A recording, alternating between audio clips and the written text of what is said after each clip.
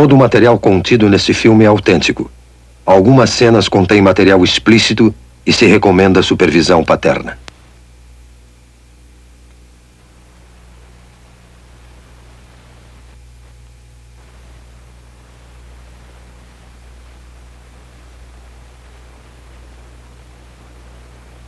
Agora podemos perceber o grito silencioso na face desta criança que agora enfrenta a iminente extinção.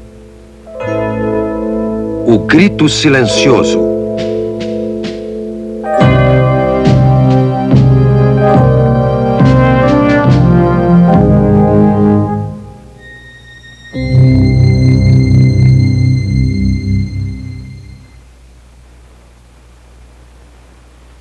Meu nome é Bernard N. Nathanson. Sou um médico e também obstetra e ginecologista. E acho que tenho alguma experiência em matéria de abortos. Bem, quando eu estudava medicina, em 1949, não havia uma ciência como a fetologia.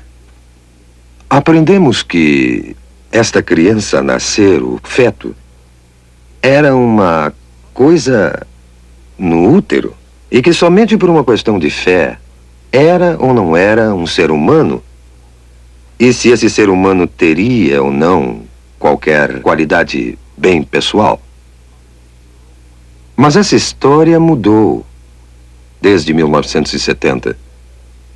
Foi nessa época que a ciência da fetologia surgiu nos meios médicos. Surgiu pela mera apresentação de grandes e novas tecnologias, como a imagem ultrassônica, o monitor eletrônico do coração fetal, fetologia, histeroscopia, teste imunológico e uma série de outras novas tecnologias que hoje constituem, de fato, o corpo da ciência da fetologia. A imagem ultrassônica, que é a imagem do feto em movimento, tornou-se acessível à nossa clínica a partir de 1976. A sala para exames ultrassônicos consiste de uma convencional mesa de exame e do aparelhamento de ultrassom. Essa máquina que vemos aqui. A mulher grávida é colocada na mesa para o exame. O abdômen é devidamente coberto. A ponta do instrumento é colocada sobre o útero. O aparelhamento consiste basicamente de um cristal que emite ondas de som em alta frequência e um outro aparelho que capta o eco dessas ondas. O eco é então registrado num computador que o transforma em uma série de imagens da criança nascer. E a criança pode ser observada por uma análise linear, que é útil para a gravidez adiantada, ou por uma de setor, que é mais precisa para delinear a criança na fase inicial, como esse caso. A imagem reconstruída pelos moldes do eco é capaz de ser de uma absoluta clareza e é tão detalhada nesse instrumento que as válvulas do coração são observadas abrindo e fechando com as contrações do coração. Mães e pais, pela primeira vez, têm podido ver suas crianças antes do nascimento, com essa espetacular tecnologia. Essas tecnologias, esses aparelhos e máquinas que usamos diariamente, tem nos convencido que, sem dúvida, essa criança a nascer é também outro ser humano, outro membro da humanidade, sem distinção, de maneira alguma, a qualquer um de nós. E pela primeira vez, temos a tecnologia para ver um aborto sob o ponto de vista da vítima. A imagem ultrassônica nos permite ver isso.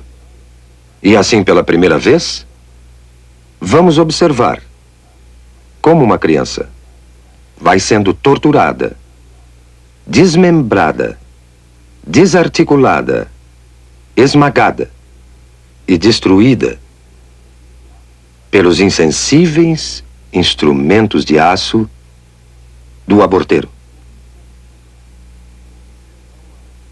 O que estamos vendo aqui é uma sequência do desenvolvimento de uma criança no estado pré-natal de vida, desde os primeiros momentos até o fim desta fase. Temos aqui uma criança de 4 semanas, de 8 semanas, de 12 semanas, de 16 semanas, 18 semanas, de 20 semanas e de 28 semanas.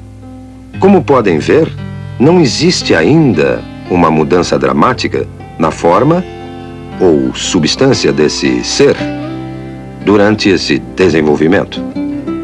Essa pequena pessoa, de 12 semanas, é uma criatura, inegavelmente um ser humano. Já tem ondas cerebrais desde 6 semanas, seu coração está funcionando há 8 semanas e todo o resto das funções humanas são exatamente como as nossas. Agora, esse livro, Obstétrica de Williams, 16ª edição de 1980, é um livro de estudo usado em todas as escolas de medicina nos Estados Unidos.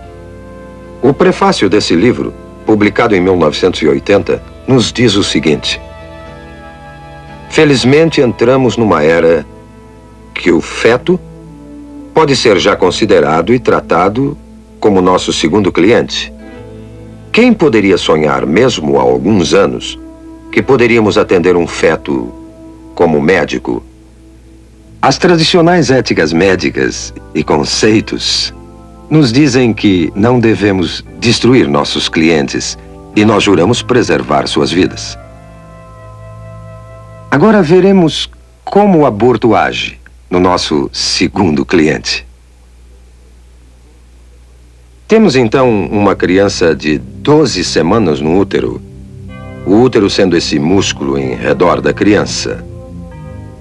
Quando o aborteiro inicia o processo, primeiro coloca esse instrumento, conhecido como espéculo, na vagina da mulher e em seguida abre a fim de avistar o colo uterino aqui. Tendo avistado o colo, o aborteiro, então, pega esse instrumento, conhecido como tenáculo, firma-o seguramente com o espéculo no colo. Desta maneira, grampeia bem o tenáculo para firmá-lo melhor ao colo do útero. Outro instrumento que é posto em ação é chamado sonda. Esse instrumento é colocado dentro do útero, depois retirado, para o aborteiro determinar exato a profundidade e o tamanho do útero. Depois, esse grupo de dilatadores, esses metálicos curvos instrumentos, são usados para fazer a dilatação do colo, a fim de aplicar finalmente os mencionados instrumentos de aborto.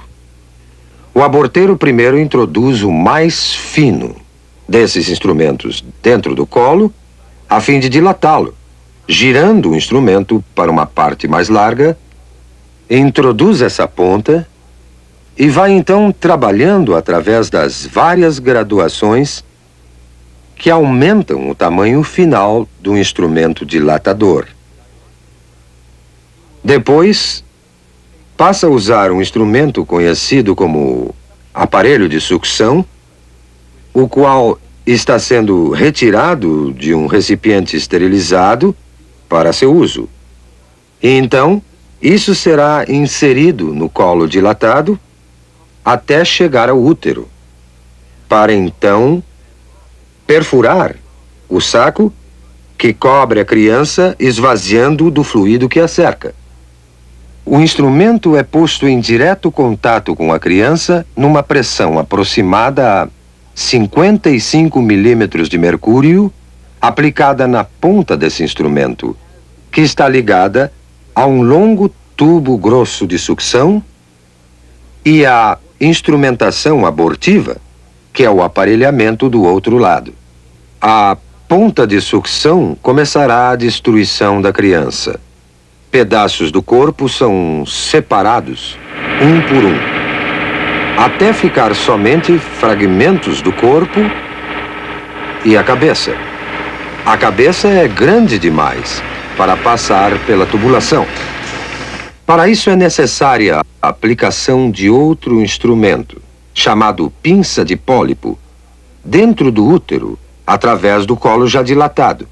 E o aborteiro, então, terá que pegar a cabeça da criança, que flutua livre dentro do útero, entre os anéis desse instrumento. A cabeça é então dilacerada e seus pedaços removidos com seus respectivos ossos. E o aborto, então, estará concluído. Já vimos como uma criança de 12 semanas aparece na tela ultrassônica. Também vimos a mecânica, todas as fases do aborto de 12 semanas. Agora, pela primeira vez, veremos um filme feito com a verdadeira imagem ultrassônica de um aborto de 12 semanas. Não se esqueça que não é um caso fora do comum, um aborto tardio. É um dos 4.000 casos de aborto feitos todos os dias nos Estados Unidos. Esse filme foi feito numa clínica de abortos. O médico que realizou o aborto foi um jovem que trabalhava em 2 diferentes clínicas de aborto ao mesmo tempo. Ele já havia feito mais de 10.000 abortos na sua vida. Quando lhe pediram para assistir uma exibição deste filme, ele ficou tão chocado do que ele fazia que saiu da sala por um momento. Voltou para ver o final, mas nunca mais fez outro aborto. A moça que manobrou a verdadeira câmera ultrassônica era uma feminista e a favor do aborto. Mas ela também ficou tão chocada pelo que viu nesta sessão de cinema que nunca mais quis discutir o assunto aborto. Mas vamos voltar ao filme em questão. Estamos observando um detalhe de uma verdadeira imagem ultrassônica de uma criança de 12 semanas. A criança está colocada nesta direção. Vocês estão vendo a cabeça da criança aqui, o corpo inteiro da criança aqui, e essa imagem é a mão da criança perto da boca. Olhando essa criança mais de perto, observamos o olho ou a órbita ocular aqui, o nariz da criança aqui, sua boca aqui, e até vemos o ventríloco do cérebro aqui. Esse é o fluido que enche os espaços do cérebro. Vemos o corpo da criança aqui, com as costelas em silhueta, e sua coluna vertebral atrás. Essa é uma área granulada de tecidos. Na parte superior, parece ser a placenta da criança. Podemos até distinguir aqui as coxas, as extremidades inferiores saindo do corpo, desta maneira. Agora, vamos à ação. Vemos o coração batendo no peito da criança. Suas batidas são de 140 por minuto aproximadamente. Agora, vemos a criança se movendo dentro do útero e observamos várias mudanças de sua posição. Ela ainda está colocada desta maneira e a boca está recebendo o polegar da criança, a criança está outra vez movendo-se calmamente no seu santuário. Agora, esta sombra que estamos vendo na parte inferior da tela é a ponta de sucção que foi deliberadamente colorida para que possamos distingui-la com mais clareza. Mas o aborteiro dilatou o colo e está inserindo a ponta de sucção que podemos observar se movimentando na tela. Podemos notar que a ponta de sucção que está aqui, quando se move em direção à criança, ela recua do objeto e começa a produzir movimentos violentos e agitados. A criança se move com mais determinação. Sua posição muda constantemente e ela retrocede mais uma vez aqui. A ponta de sucção ainda não tocou na criança e mesmo assim ela permanece agitada e movendo-se violentamente. A criança virou agora outra vez de perfil e a ponta de sucção volta mais uma vez a aparecer na tela. A boca da criança está aberta, o que veremos mais uma vez em outro momento. Mas esta ponta de sucção, que vemos se movendo violentamente na parte inferior da tela, é um instrumento mortal, que eventualmente irá destruir a criança. É só depois que o saco é perfurado para a saída do líquido que a ponta do aparelho entrará em contato com a criança. Mas podemos observar a ponta movendo-se enquanto o aborteiro procura o corpo da criança. Mais uma vez vemos a boca da criança aberta, como se estivesse emitindo um grito silencioso. Este é o grito silencioso de uma criança prestes a enfrentar sua extinção. Agora, as batidas do coração aumentam dramaticamente e os movimentos da criança são mais violentos, como percebendo a agressão ao seu santuário. Está se afastando e podemos vê-la movendo-se para a esquerda do útero, numa tentativa patética de escapar aos terríveis instrumentos que o aborteiro usa para extinguir a sua vida. Agora, o coração está visivelmente acelerado. Suas batidas chegam a 200 por minuto. Não há dúvida alguma que a criança percebe o perigo mortal que a espera. A membrana foi perfurada e o fluido escapou. Não se vê mais o reservatório de líquido protegendo a criança. Mas uma vez que o fluido saiu, a ponta do aparelho de sucção se firma no corpo da criança e a criança é puxada para baixo pela ponta de sucção do aborteiro com a pressão negativa aplicada e o corpo está sendo desmembrado sistematicamente e separado da cabeça. A cabeça está nesta direção aqui. Eu estou no momento delineando a cabeça. As partes inferiores já foram destruídas. E vemos a ponta de sucção brilhando de espaço a espaço na tela como uma série de ecos.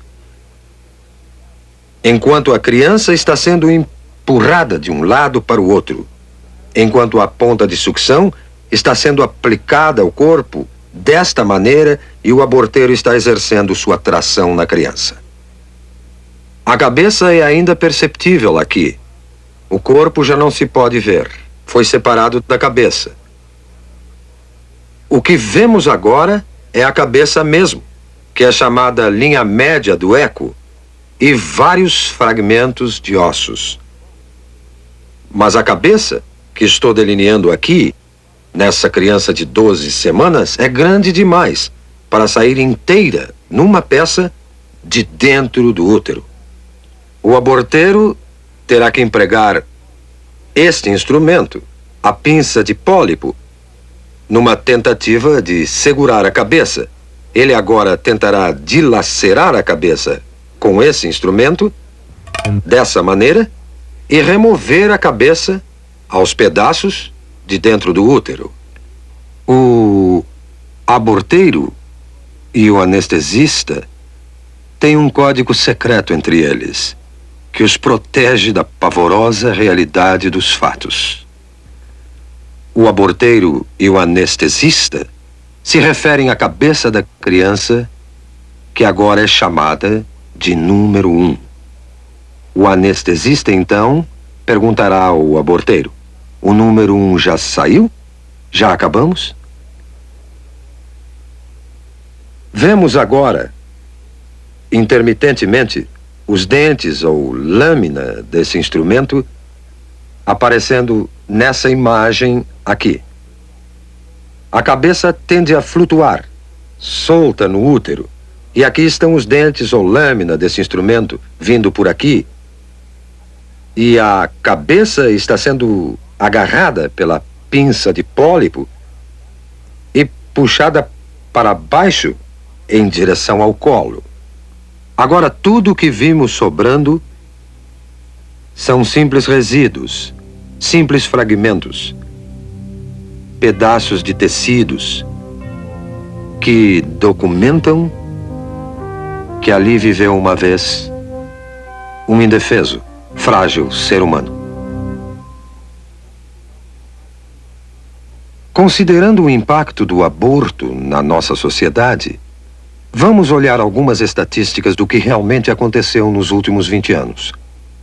Nós temos dados confiáveis indicando que em 1963, bem antes do aborto ser legalizado pela infame decisão Roe versus Wade, eram efetuados aproximadamente 100 mil abortos ilegais anualmente nos Estados Unidos, e muito poucos legais. Em 1973, o primeiro ano que a decisão Roe versus Wade prevaleceu neste país, cerca de 750 mil abortos foram efetuados. E em 1983, o último ano do qual temos completos dados, foram feitos 1,5 milhão de abortos. Agora vamos ver o aborto como indústria. No ano passado, foram efetuados 1,5 milhão de abortos nesse país. E o custo médio de um aborto é de 300 a 400 dólares por operação. Isso criou uma indústria nesse país de uns 5 a 6 milhões de dólares por ano, colocando-o na lista das 500 maiores indústrias do mundo. 90% de todo esse dinheiro vai para o bolso dos médicos e o que sobra no bolso dos empresários que dirigem as clínicas. Tivemos investigações recentes sobre essas clínicas, que se ramificaram no país como cadeias de restaurantes. Sabemos que várias dessas cadeias se encontram na Califórnia, pelo sudoeste e vão até o sudeste dos Estados Unidos. E há alguma evidência agora que cada vez mais essas clínicas estão caindo nas mãos do crime sindicalizado.